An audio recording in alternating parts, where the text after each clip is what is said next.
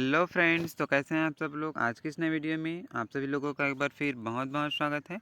आज के इस वीडियो में मैं आप सभी लोगों को सी टेट जुलाई 2025 का जो एग्ज़ाम होने वाला है, इसके लिए मैं आप सभी लोगों के लिए हेरिडिटी एंड इन्वायरमेंट से संबंधित क्वेश्चन जो है एमसीक्यू क्वेश्चन आज के इस वीडियो में आपको बताने वाला हूं। तो यदि आपका सीटेट एग्ज़ाम जो है वो नहीं निकल पा रहा है, तो आज के जो सेशन है आपके लिए बहुत ही ज़्यादा इंपॉर्टेंट होने वाला है, क्योंकि आज के इस वीडियो में मैं आपको सीडीपी में ऐसा क्वेश्चन सॉल्व कराने वाला हूँ जो कि आपके एग्ज़ाम में आने लायक है।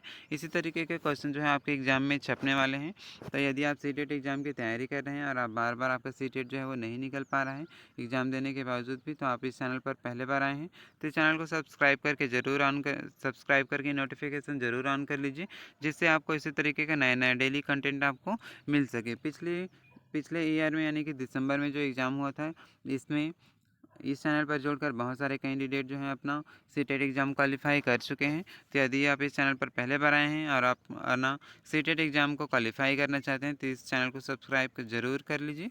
तो चलिए हम यहाँ पास देख लेते हैं। ये आज का हमारा फर्स्ट क्वेश्चन जो है वो डैश आनुवंशिक स्वभाव के पूर्व निर्धारित प्रकटीकरण की प्रक्रिया को संदर्भित करता है।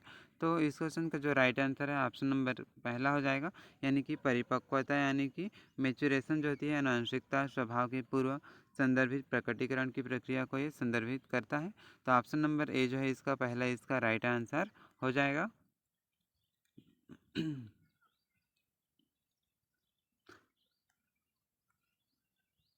नेक्स्ट क्वेश्चन देखते हैं। निम्न में से कौन सा केवल वंशानुगत कारकों से निर्धारित होता है। तो इसको जो राइट आंसर है ऑप्शन नंबर पहला हो जाएगा। आंखों का रंग जो होती है केवल वंशानुगत कारकों से निर्धारित होता है ये। नेक्स्ट क्वेश्चन देखते हैं। ये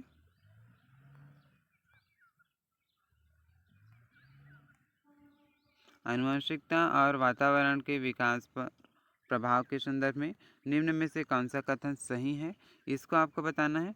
तो इस क्वेश्चन का जो राइट आंसर है हो जाएगा ऑप्शन नंबर चौथा, यानी कि आनुवंशिकता और वातावरण दोनों ही एक जटिल रूप से विकास को प्रभावित करते हैं। तो इस तरीके से ऑप्शन नंबर चौथा जो है इसका राइट आंसर हो जाएगा। आनुवंशिकता जीन्स के द्वारा विकास को प्रभावित करती है। वातावरण बाहरी कारकों जैसे खान पान, सामाजिक प्रतिक्रिया आदि को प्रभावित करते हैं, और यह दोनों मिलकर ही विकास को निर्धारित करते हैं। अब हम नेक्स्ट क्वेश्चन देख लेते हैं। ये निम्नलिखित में से कौन सा व्यक्तिगत कारक है, इसको आपको बताना है। तो आनुवंशिकता जो होती है वो व्यक्तिगत कारक है जो अधिगम को प्रभावित करती है। तो इस तरीके से ऑप्शन नंबर दूसरा जो है इस क्वेश्चन का राइट आंसर हो जाएगा। वातावरण एवं आनुवंशिक कारकों की परस्पर क्रिया किसके लिए जिम्मेदार है।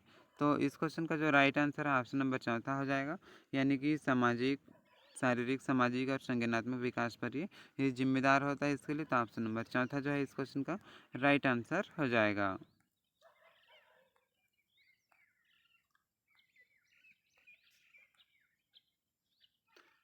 अधिगम व्यक्तिगत और पर्यावरण कारकों से महत्वपूर्ण रूप से प्रभावित होता है।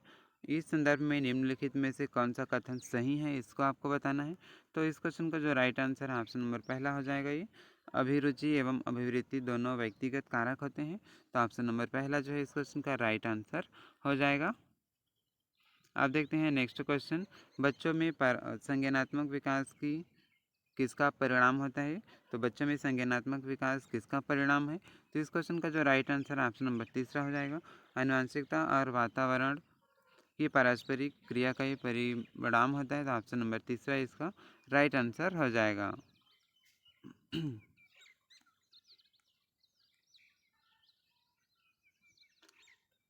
जब से सुनीता ने चलना शुरू किया था, वह जब भी संगीत सुनती थी नृत्य करना शुरू कर देती है। जब वह नृत्य करती है उसके माता पिता ताली बजाते हैं और टीवी कार्यक्रम में नृत्य कर रहे बच्चों की नकल करने के लिए कहते हैं। सुनीता ने बहुत जल्द ही नृत्य करना अच्छी तरह से सीख लिया। तो यह उदाहरण किस विकास के किस सिद्धांत को दर्शाता है, इसको आपको बताना है।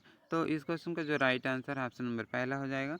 विकास आनुवंशिकता और परिवेश के बीच अंतःक्रिया का परिणाम होता है। इस तरीके से ऑप्शन नंबर पहला जो है इस क्वेश्चन का राइट आंसर हो जाएगा। नेक्स्ट क्वेश्चन देख लेते हैं। ये निम्नलिखित में से कौन सा पूर्णतः आनुवंशिकता द्वारा निर्धारित होता है। तो इस क्वेश्चन का जो राइट आंसर है ऑप्शन नंबर दूसरा हो जाएगा। आँखों का जो रंग होता है वह आनुवंशिकता द्वारा पूर्ण रूप से निर्धारित होता है।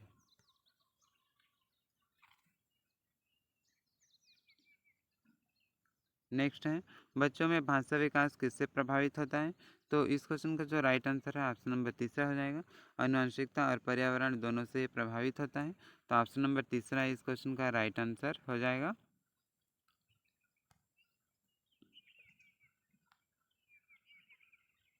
शारीरिक लक्षण जैसे आंखों का रंग, ऊंचाई और बालों का रंग किसका परिणाम है? तो इसका जो राइट आंसर है ये ऑप्शन नंबर दूसरा हो जाएगा, क्योंकि आंखों का रंग और बालों का जो रंग होता है और ऊंचाई ये सभी वंशानुगत होते हैं, यानी कि पीढ़ी दर पीढ़ी ये ट्रांसफ़र होते रहते हैं या फिर हमें अपने माता पिता से मिलते हैं। तो इस तरीके से ऑप्शन नंबर दूसरा जो है इसका राइट आंसर हो जाएगा। ये जेनेटिक होते हैं ये सभी।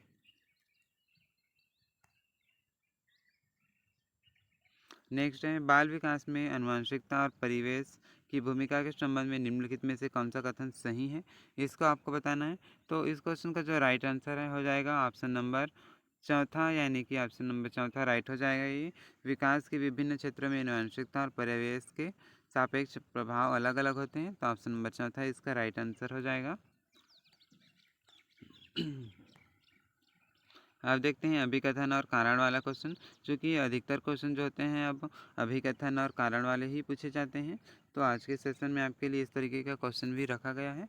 अभिकथन ये दिया है, बच्चे भाषा को सीखने के लिए आनुवंशिक रूप से प्रवृत्त होते हैं एवं पर्यावरण इसमें कोई भूमिका नहीं निभाती।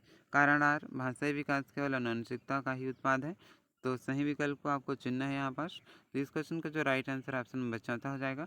ए और आर दोनों गलत हैं, तो इस तरीके से ऑप्शन नंबर चौथा जो है इस क्वेश्चन का राइट आंसर हो जाएगा, क्योंकि बच्चों में भाषा के विकास को पर्यावरण और आनुवंशिकता दोनों प्रभावित करते हैं।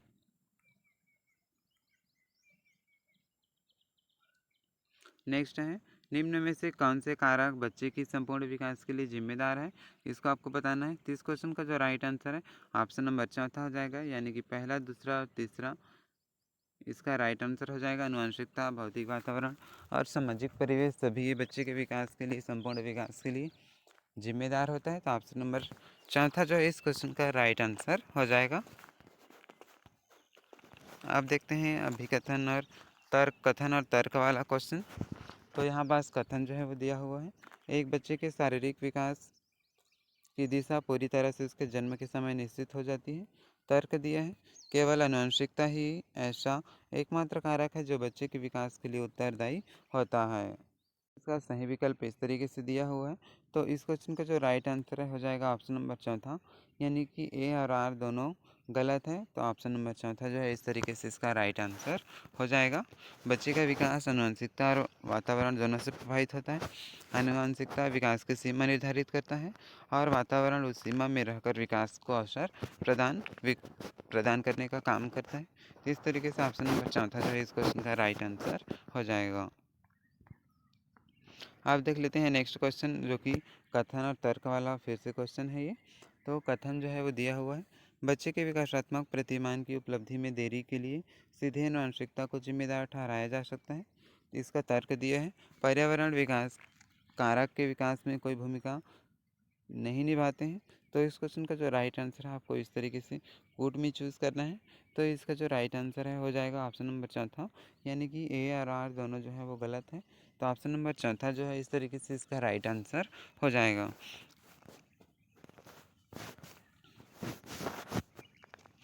नेक्स्ट क्वेश्चन है, प्रत्येक बच्चे के विकास की दर जो होती है किस तरीके से होती है, इसको आपको इसमें बताना है। तो यहाँ पास आपको इस ऑप्शन को पढ़ लेना है। तो इस क्वेश्चन का जो राइट आंसर है कौन सा हो जाएगा, आप कमेंट करके ज़रूर बताएं, इससे आपको पता चलेगा कि आप इसका टेस्ट दे रहे हैं और आपको इसके बारे में कितना पता है। इसका आंसर हम अगली वीडियो में बताने का कोशिश करेंगे। नेक्स्ट है, निम्नलिखित में से कौन सा कारक भौतिक एवं सामाजिक दुनिया की जटिल शक्तियों को संबोधित करता है, जो किसी बालिका के अनुभवों को उसके विकास के दौरान प्रभावित करते हैं।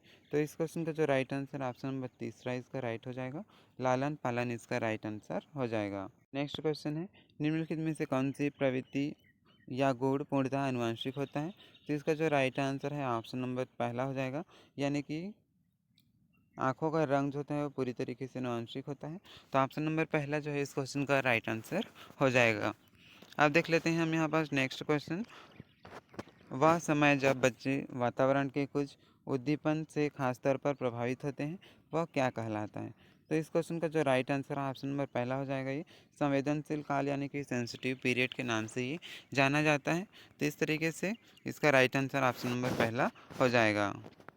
तो इस तरीके से फ्रेंड्स आज के इस वीडियो में हमने सी टेट का जो कि सी टेट जुलाई 2025 के लिए आपके बहुत ही ज़्यादा ही इम्पॉर्टेंट है, आनुवंशिकता और पर्यावरण से संबंधित जितना क्वेश्चन था आज के इस वीडियो में हमने चैप्टर 2 में सॉल्व कर लिए। इसी तरीके का नए नए कंटेंट पाने के लिए यदि आप इस चैनल पर पहले बार आए हैं तो इस चैनल को सब्सक्राइब करके नोटिफिकेशन जरूर ऑन कर लीजिए, जिससे इसी तरीके का नए नए डेली कंटेंट आपको मिल सके।